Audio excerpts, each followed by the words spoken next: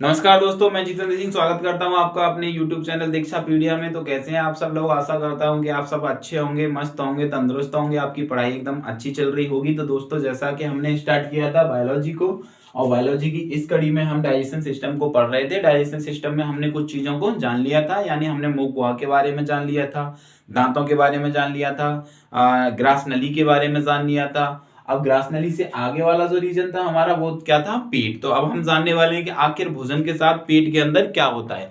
इससे पहले मैं आपको थोड़ा सा रिकॉल कर देता हूं। यानी दांतों के बारे में मैंने बताया था कि जब हम खाना खा रहे हैं, ऐसे इमेज करो कि आपके सामने भोजन की थाली है, वहां से आपने क्या किया, ऐसे करके एक टुकड़ा लिया भोजन का, उसको मुख के अंदर डाल लिया। मुख के अंदर डाल लिया तो देखो, सबसे पहले प्रोसेस कौन करता है? दांत करते हैं। यानी सबसे पहले कौन क्रिया करेगा? दांत करेंगे। दांत क्या कर देंगे? भोजन को चीड़ फाड़ कर देंगे। यानी भोजन को क्या करेंगे?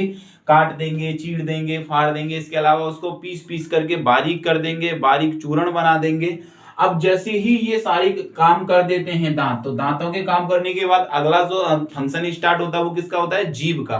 यानी भोजन को यहाँ पे डाल दिया है, तो अब जीभ क्या करेगी? भोजन में इस तरीके से पलटा लगाएगी, और जब जीभ पलटा लगाएगी तो यहां से देखो लार का क्या होगा? श्रावण होगा भोजन के अंदर।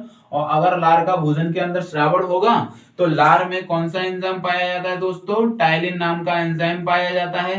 ये कौन सा एंजाइम है? लार के अंदर टाइलिन नाम का एक एंजाइम पाया जाता है। और ये जो टाइलिन होता है, ये भोजन में किसको पचाने का काम करता है? स्टार्च को। यानी स्टार्च पे टाइलिन क्रिया करेगा और इसको किस में बदल देगा? माल्टोज में बदल देगा। और माल्टोज किस प्रकार की शर्करा का उदाहरण था? द्विशर्करा, यानी डाइसैकेराइड का उदाहरण था क्या? माल्टोज।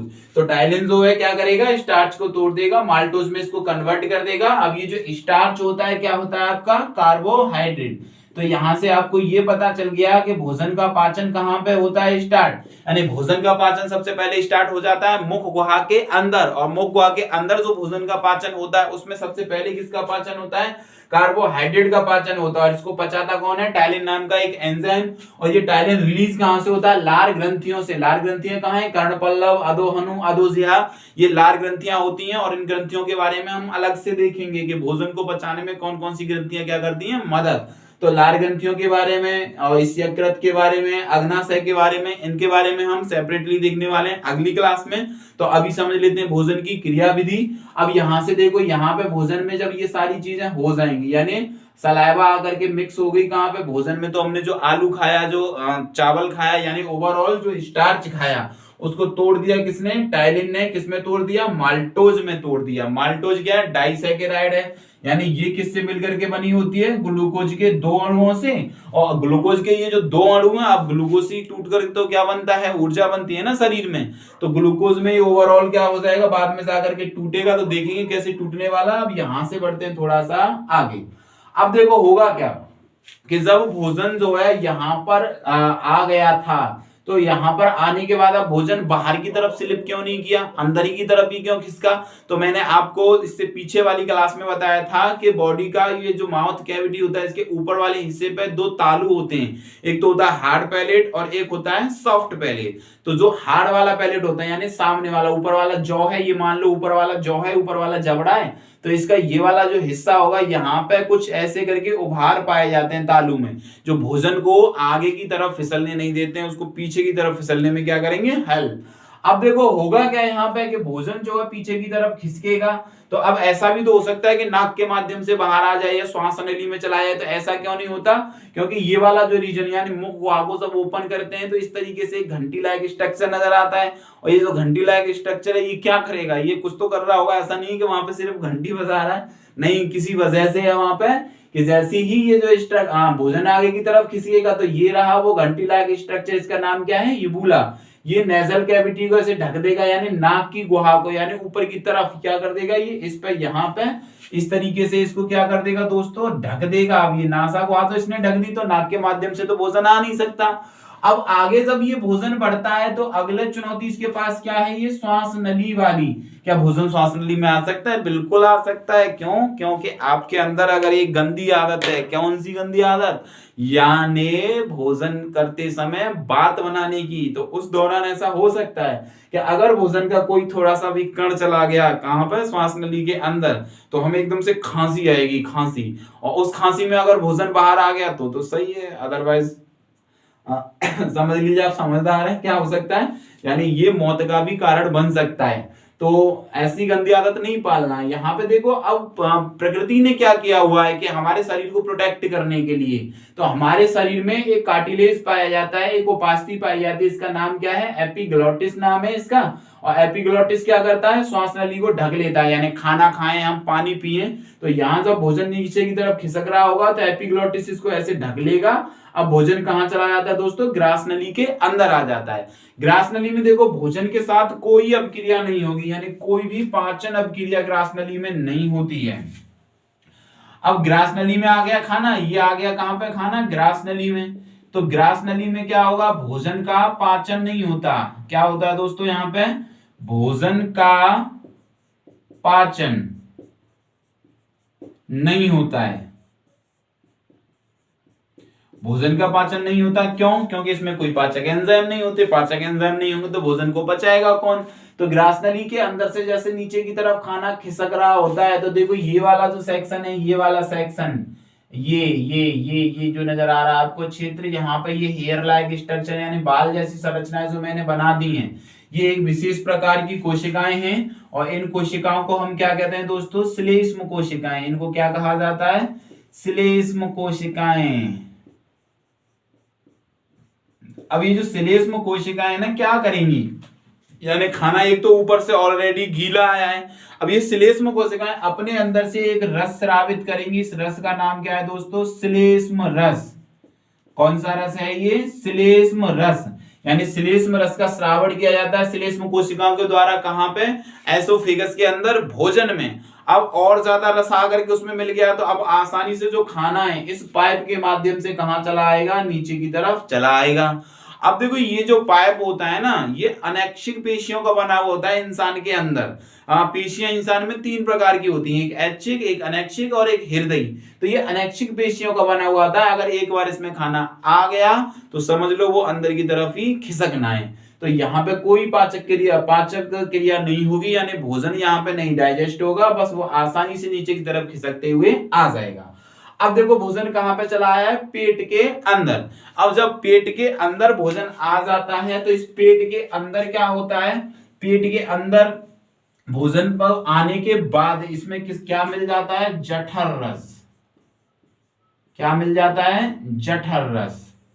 अब ये जो जठर रस है आता कहां से, तो देखो पेट जो होता है ना, इसके 4 भाग हैं। ये वाला जो भाग होता है इसको कहते हैं कार्डियक, यानी ये ऊपर वाला जो भाग है इसको क्या कहते हैं हम, कार्डियक। ये वाला जो भाग है इसको कहते हैं फंडस, इस वाले भाग को कहते हैं कॉर्पस, और ये सबसे नीचे वाला जो भाग है इसको कहते हैं पाइलोरिक। तो ये 4 भागों में पेट हमारा डिवाइड होता है और ये कई प्रकार की कोशिकाओं से मिलकर के बना होता है, और इन्हीं कोशिकाओं के द्वारा किसका श्रावण किया जाता है, जठर रस का श्रावण किया जाता है। अब देखो ये जो जठर रस होता है इसमें पाया क्या किया जाता है, इसमें HCl पाया जाता है, यानी हाइड्रोक्लोरिक अम्ल। इसके अलावा इसमें क्या पाए जाते हैं दोस्तों, एंजाइम पाए जाते हैं। एंजाइम्स के अलावा इसमें और क्या पाया जाता है आपका, तो हाइड्रोक्लोरिक अम्ल हो गए, एंजाइम हो गए, और अन्य जो पदार्थ होते हैं, अन्य पदार्थ मतलब कुछ ऐसी भी चीजें पाई जाती हैं इसके अंदर, जैसे दवा ववाओं को गलाना है और विटामिन को एब्जॉर्ब करना है। तो कुछ इस प्रकार की कोशिकाएं भी पेट में देखी जाती हैं। तो अब देखो इसमें ये मोस्टली 2 चीजें आप याद रखना, एक तो HCl और दूसरे क्या है, एंजाइम। तो जब हम HCl की बात कर रहे हैं तो HCl में क्या हो जाएगा आपका, ये हो गया हाइड्रोक्लोरिक अम्ल, और एंजाइम में क्या हो जाएगा, एंजाइम में इसमें आ जाएंगे ये 3 एंजाइम आप याद रखना, एक हो गया पेप्सिन, एक हो गया रेनिन, और एक हो गया गैस्ट्रिक लाइपेज। गैस्ट्रिक लाइपेज, ये हो गया गैस्ट्रिक लाइपेज, ठीक है।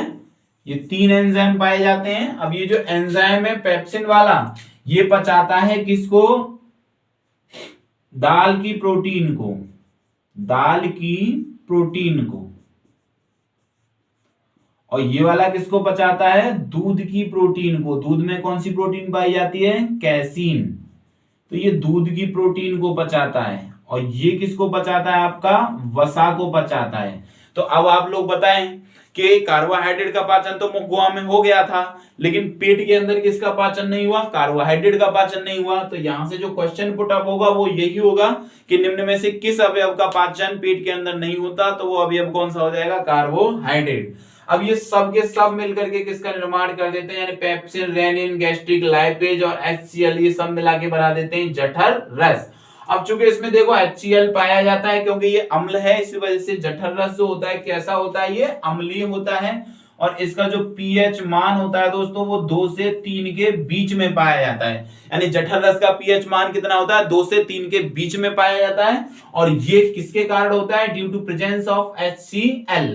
अब देखो यहाँ पे हम थोड़ा सा एक कॉन्सेप्ट समझते हैं कि आखिर जठर रस के अंदर HCl पाया जाता है और एक अम्ल और है, उससे HCl की जब हम तुलना कर देते हैं तो HCl की तुलना करने पर उस अम्ल की हम पाते हैं कि ये अम्ल जो है उससे ज्यादा खतरनाक है। तो वो अम्ल कौन सा है जिससे हम तुलना कर रहे थे, H2SO4। और ये वाला अम्ल कौन सा है, HCl। इसका pH कितना होता है दोस्तों, 1, और इसका pH कितना होता है, 0। यानी शुद्ध अवस्था में अगर हम देखेंगे तो HCl का जो pH मान है कितना पाया जाता है, 0 पाया जाता है। अब अगर आप ये देखोगे दोनों में ज्यादा अम्लीय कौन सा है, तो ज्यादा अम्लीय ये होगा, यानी इसकी अम्लता क्या होगी, ज्यादा होगी, ये हो जाएगा ज्यादा अम्लीय। अब यहां पे आप एक चीज बताइए मुझे कि बैटरी, यानी ये वाला जो अम्ल होता है H2SO4, इसको हम कहां भरते हैं, बैटरियों में, जिसको तेजाब कहते हैं। यानी तेजाब जो बैटरियों में भरा जाता है, अगर उसमें उंगली डालो तो उंगली डालेंगे तो हड्डी बाहर आएगी, लेकिन इससे भी खतरनाक वाला जो अम्ल होता है ये कहां भरा पड़ा है, पेट में। आप सोचो कि खतरनाक कैसे है, तो एक पैमाना होता है pH पैमाना, उस pH पैमाने पे क्या होता है कि जो क्षारीय विलयन होते हैं उनका pH 7 से ऊपर होता है 14 तक, और जो अम्लीय होता है उनका 7 से नीचे होता है 0 तक। तो क्षारीय में जिसका ज्यादा होगा वो अधिकतम क्षारीय होगा, और अम्लीय में जिसका pH सबसे कम होगा वो सबसे ज्यादा अम्लीय होगा, और वो कौन सा है, यहाँ पे HCl है। तो काफी खतरनाक किस्म का, यानी बैटरी के अंदर जो तेजाब होता है उससे भी ज्यादा खतरनाक अम्ल कहाँ भरा हुआ है, पेट में भरा हुआ है। तो आप बताओ पेट जलता क्यों नहीं है, क्योंकि देखो ये वाली जो लेयर है यहाँ पे जो आपको ब्लू कलर से जो नजर आ रही है, ये यहाँ पे कौन सी कोशिकाएं हैं दोस्तों, म्यूकस कोशिकाएं। यानी पेट के अंदर क्या पाई जाती हैं, श्लेष्म कोशिकाएं या म्यूकस कोशिकाएं पाई जाती हैं। ये हो गई श्लेष्म कोशिकाएं।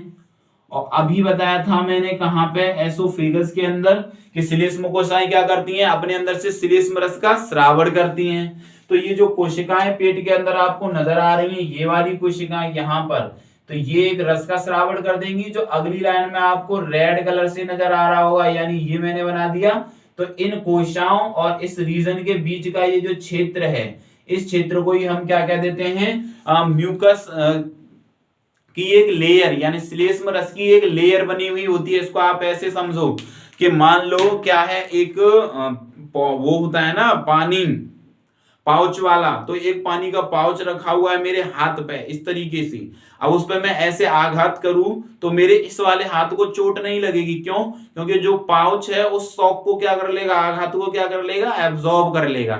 ऐसे ही यहाँ पे कि यहाँ तो भरा हुआ होता है HCl जठर रस के साथ, तो जठर रस को सबसे ज्यादा कंसंट्रेशन या ज्यादा मात्रा में जठर रस में जो पाया जाता है वो HCl ही होता है।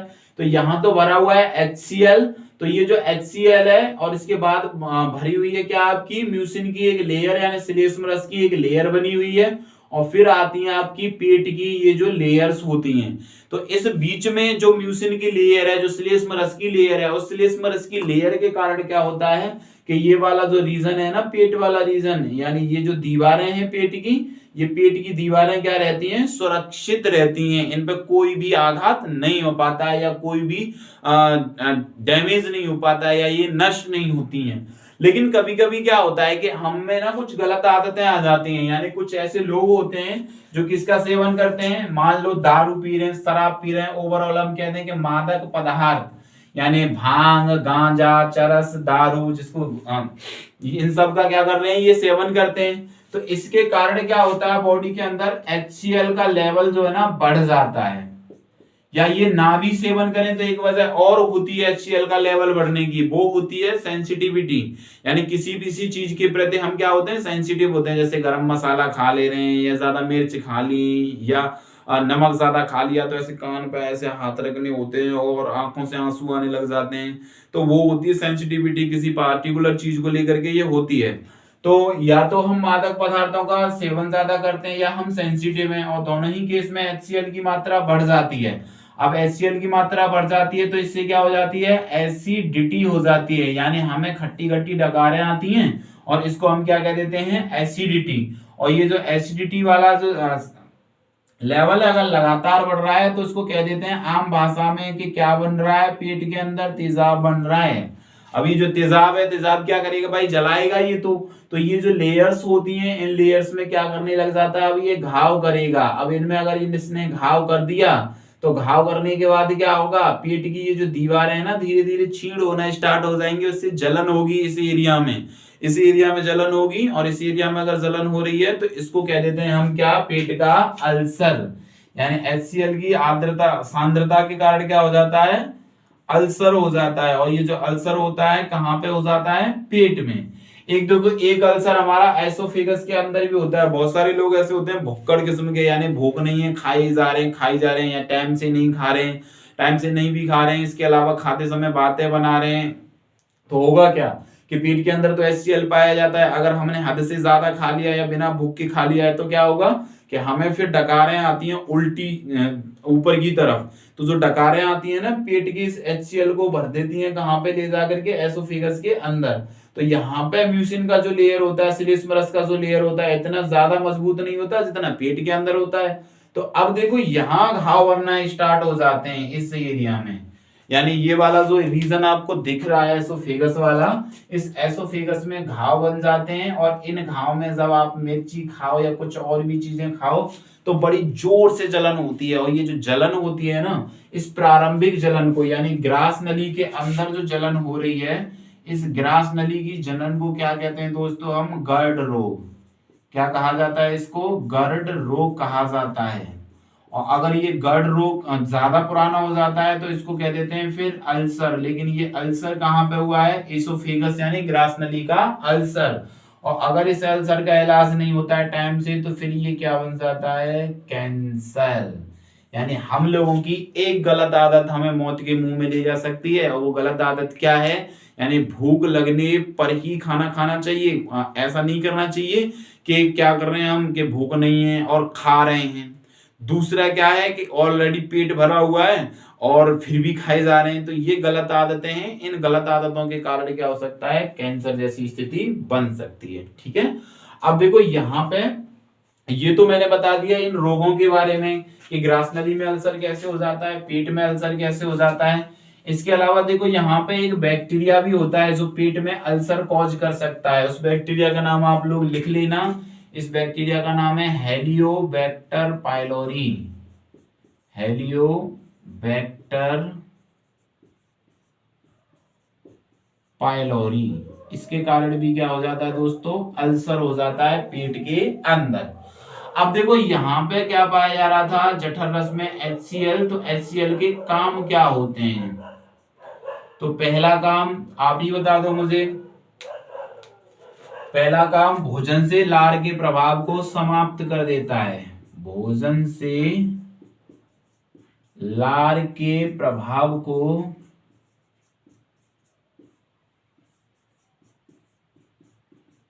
समाप्त कर देगा।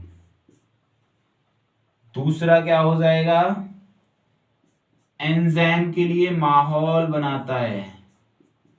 एंजाइमिक क्रिया के लिए वातावरण बनाता है। तीसरा क्या हो जाएगा, भोजन को सड़ने से बचाता है। भोजन को सड़ने से बचाता है।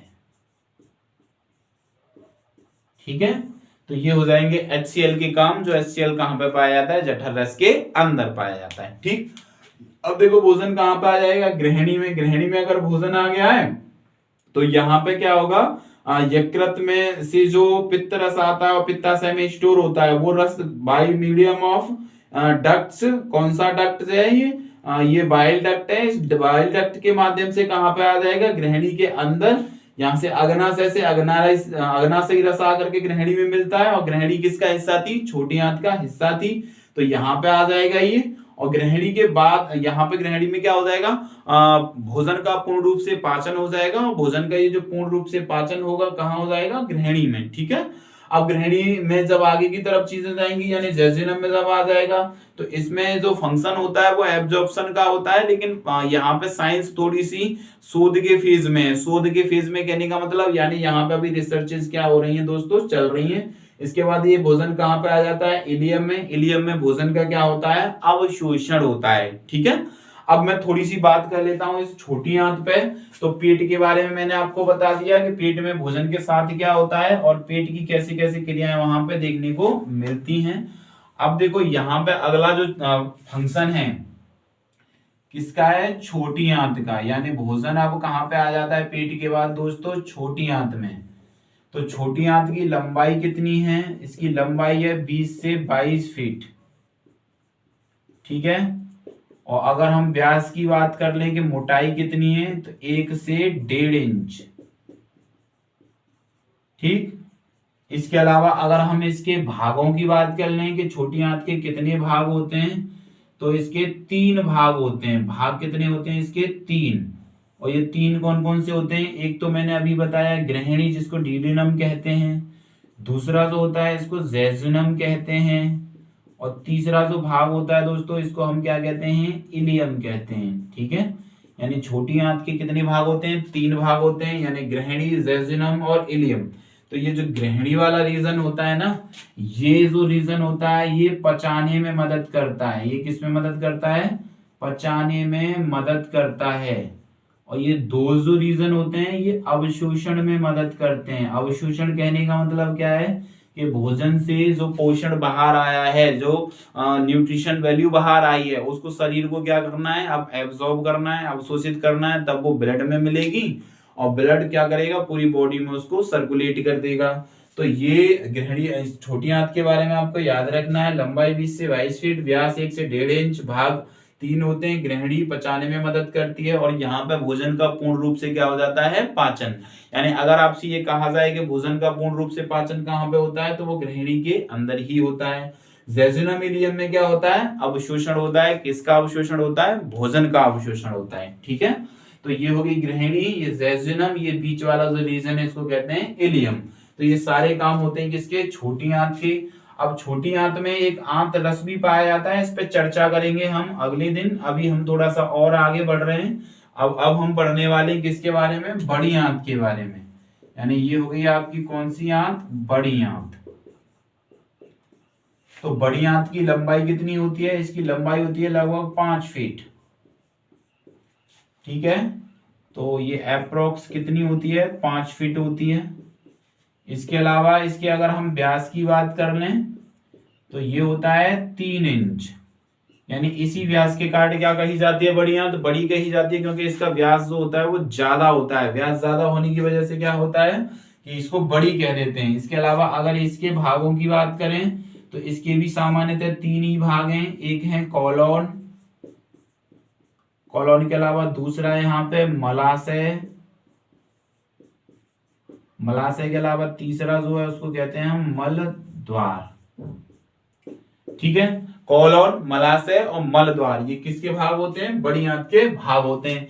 कॉलोन देखो ये वाला जो रीजन है इस तरीके से जो बने हुए हैं इनको कॉलोन कहते हैं। ये वाला जो रीजन है यहाँ पे मला करके क्या हो जाता है, जमा, इसको मलाशय कहते हैं। और जहां से मल बाहर आता है इसको मल द्वार कहते हैं। तो कॉलोन, रेक्टम और एनस ये सब के सब किसके भाग होते हैं दोस्तों, ये भाग होते हैं किसके, बड़ी आंत के होते हैं। ठीक है, अब देखो बड़ी आंत में ये जो कॉलोन वाला रीजन होता है, इस कॉलोन वाले रीजन में क्या पाई जाती हैं, विली पाई जाती है। यानी विली नाम की एक स्पेशल सेल यानी कोशिकाएं होती हैं जो इस तरीके से आपको दिख रही हैं। ये क्या है, विली नाम की कोशिकाएं हैं। और ये जो विली नाम की कोशिकाएं, इनका काम क्या होता है, इनका काम होता है इस तरीके से ये फिक्स रहती हैं कहाँ पे, इस तरीके से फिंगर लाइक स्ट्रक्चर बनाती हैं।